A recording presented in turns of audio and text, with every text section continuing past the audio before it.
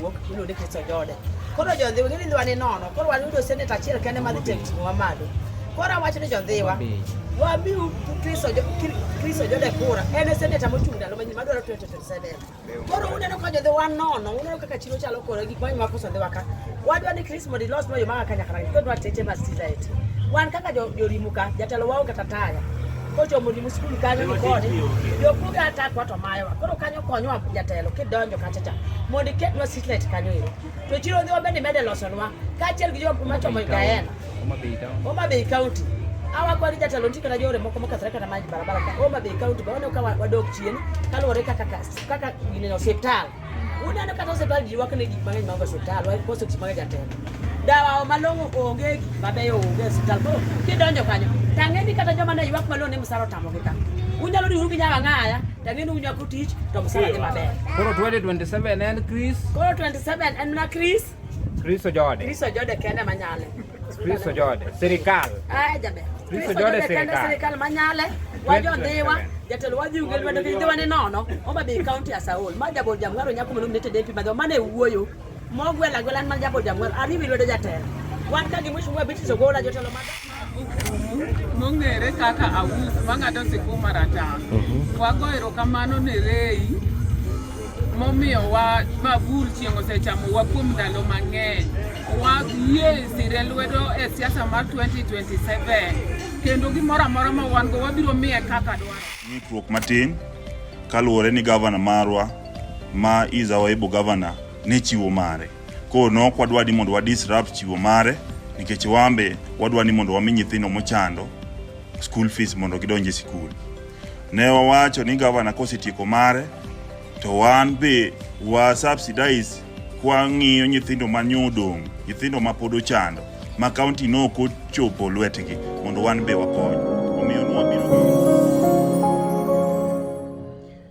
Yes, nyakora mogi machiegni kendo ma iluongo ni LTN Luo Trending Nation kaka pile ang'ama kelo ni chenro mopogore opogore LTN kaendi idenda ni Omari Nash. Omari chieno jamone mbele chiene mineno to mbele mitimruok nade emiyoko.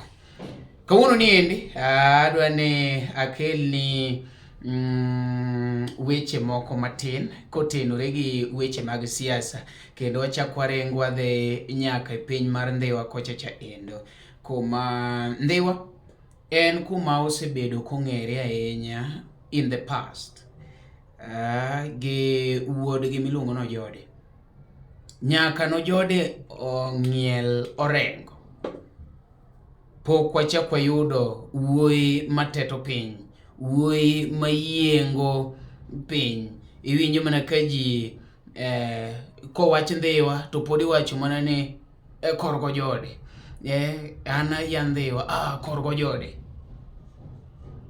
nang'o momiyo iwacho ni korgo Ojode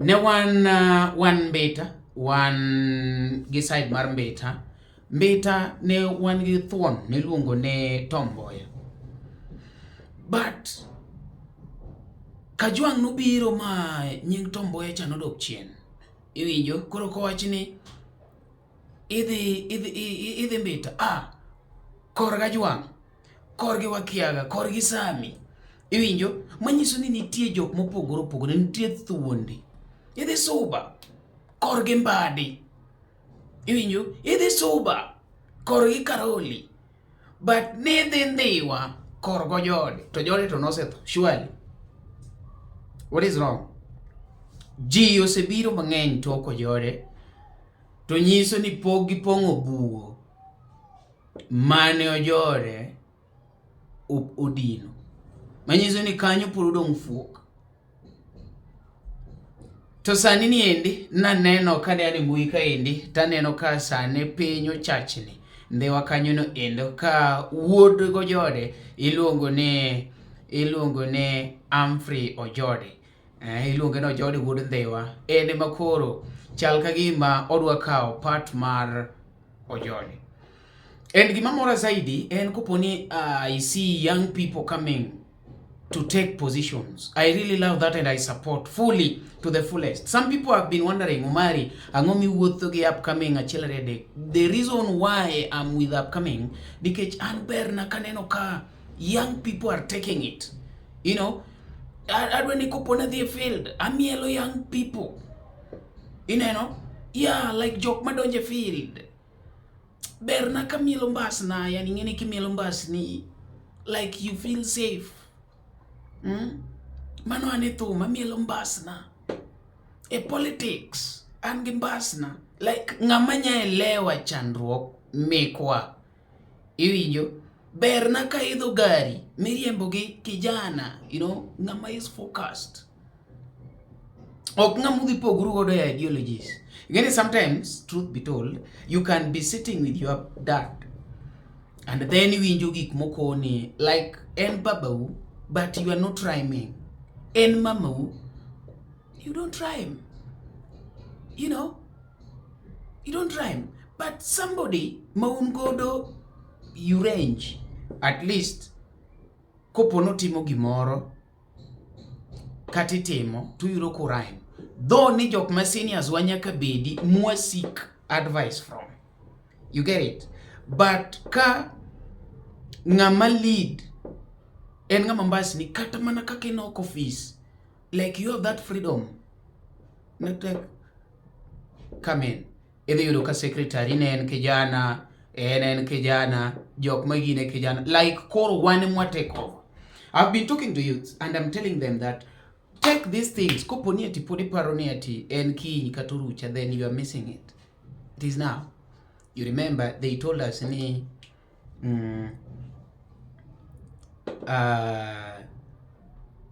one future. And remember ni tomorrow will never reach. It will never come. Tomorrow.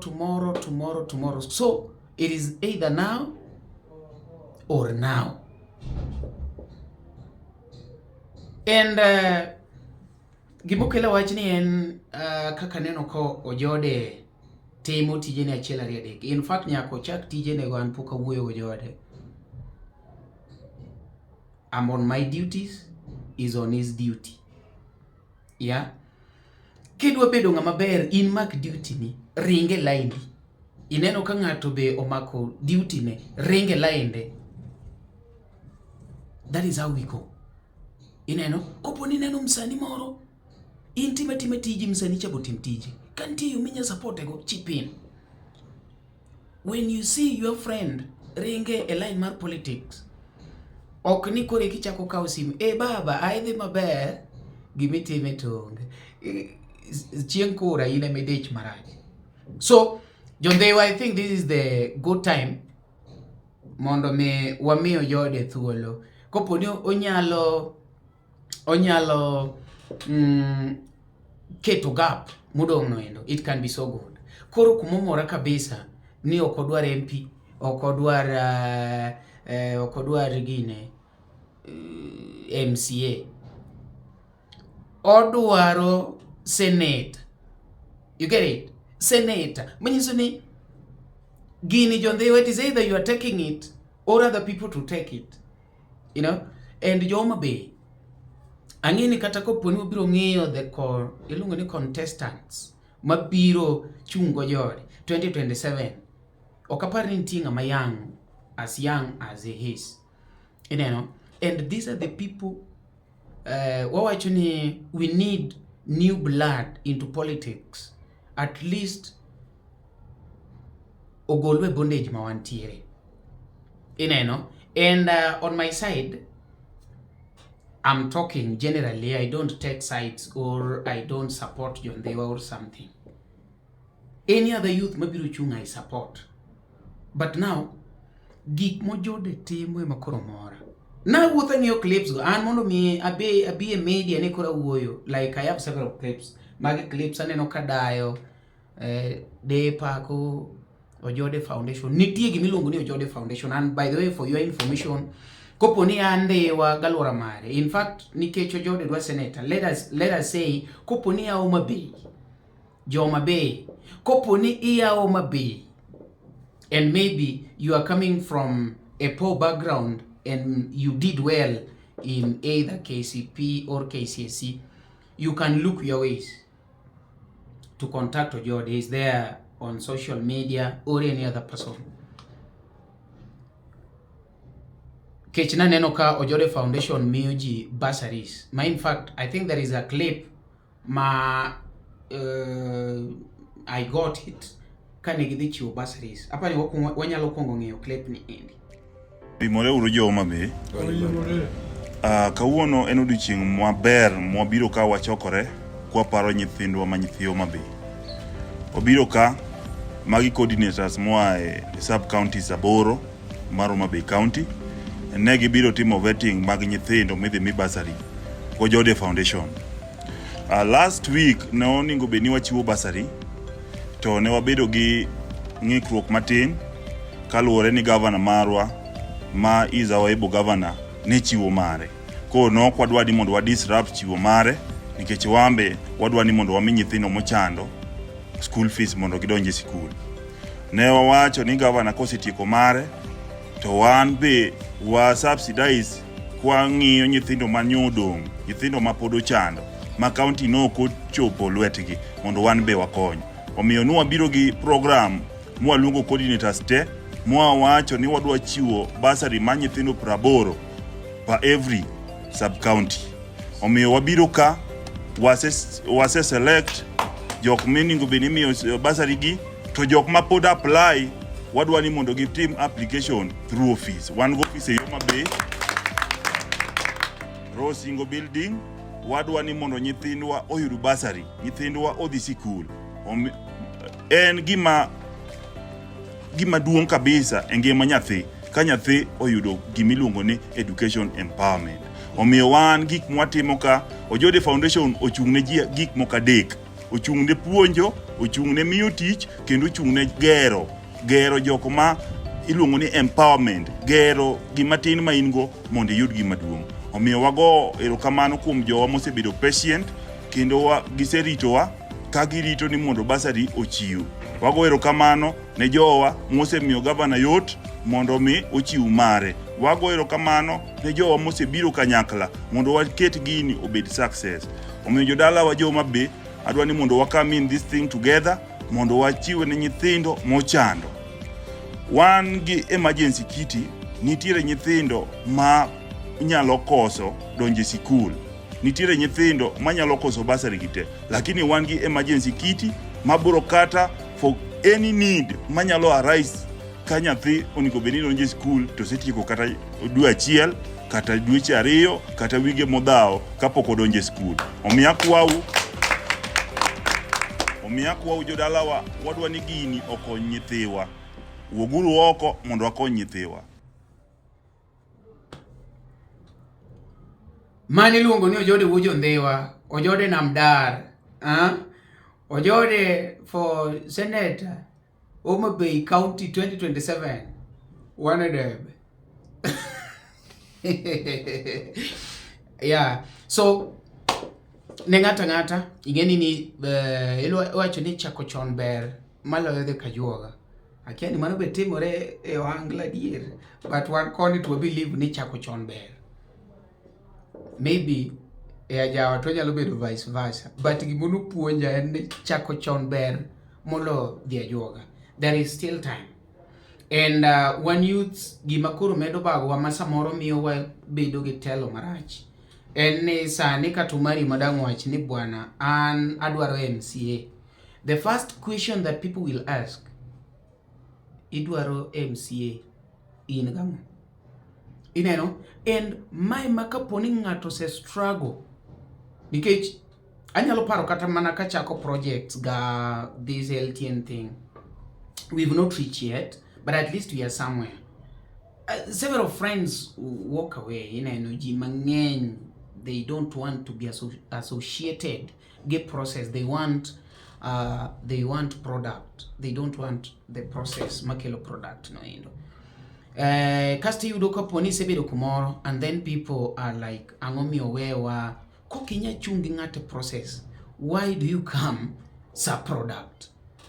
It's not that way. oningo bedni you walk gi ng'ato. If you lose together. If you win together. Ok ni you leave somebody to lose himself. And koponi ati to your shock, to your surprise, iyudo ni win, koro idwa ni bede win neno. It's not that way. Mane momiyo sometimes I do agree with Jalas. Iwinjo kech iyudo ka sani jok makoro miye pressure mang'eny gindi gin jok mono take side mowe. Ineno, and then now kose make it mano wuodwa ibe treyo ang'o midhi koro samoro ikia kata process mono luwo mochopo kanyo. Inyalo yudo ka samoro kumodhi eno ema jok moko koro nego eject matin, because we all know what politics entails. Jogewa mang'eny ng'iyo pesa moloyo manifesto. Sani koponi ng'ato chung kachicha endo gi 20,000, umari ochung gi kalatas gi 20 manifesto modhi timo. Kako Ojode ka indi aneno kondiko ne Ojode ndiko ne Ojode Foundation. Gik magi measure on education, employment and empowerment. Educate, employ and empower. Educate, employ and empower. Those are what we lack. But people will be looking at jatelo, igonyowa, iwewa gango, something of that kind.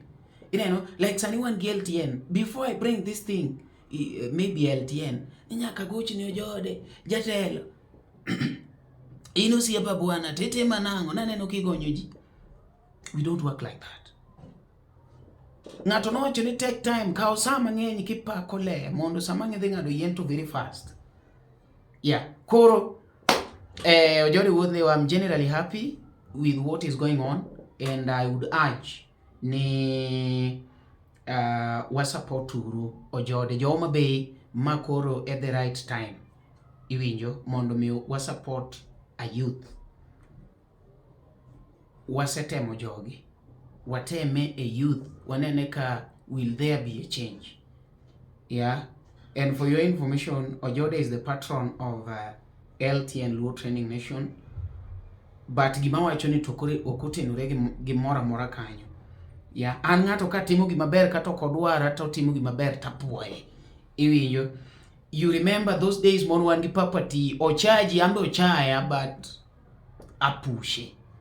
You get it? Yeah.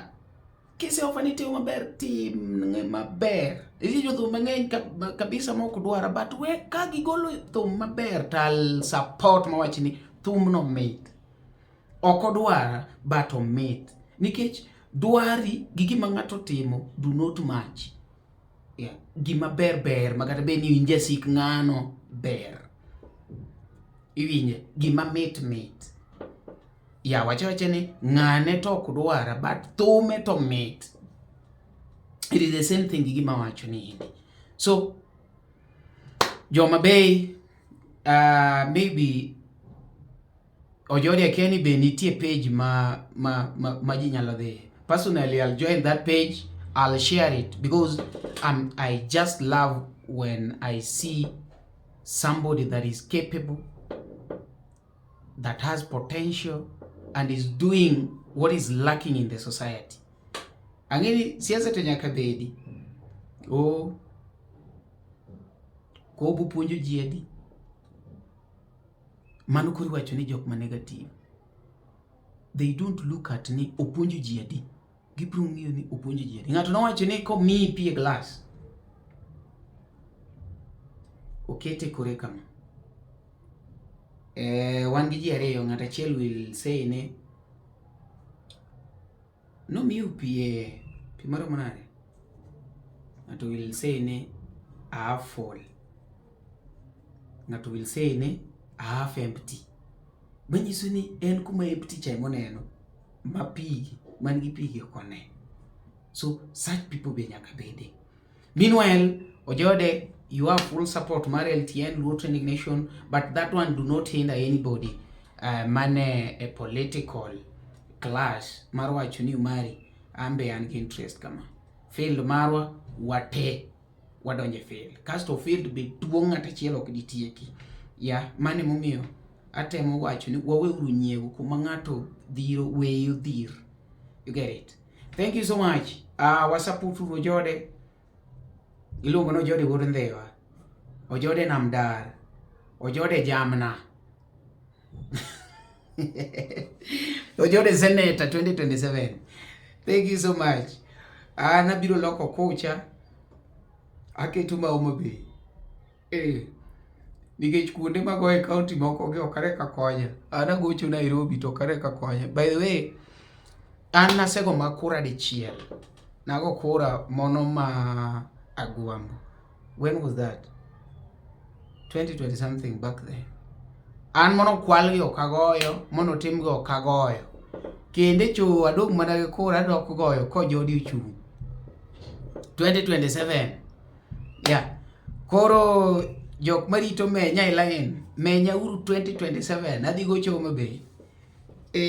Adhi gocho Homabay. Unless migi moro timure dire ka but ka podi. Adhi gocho Homabay. Let me start processing my kora. I gocho Homabay ne Ojode Wuod Ndhiwa. Senator Homabay. Yeah. Koponi babu chung. Tadhi e sheet. Emiyo baba.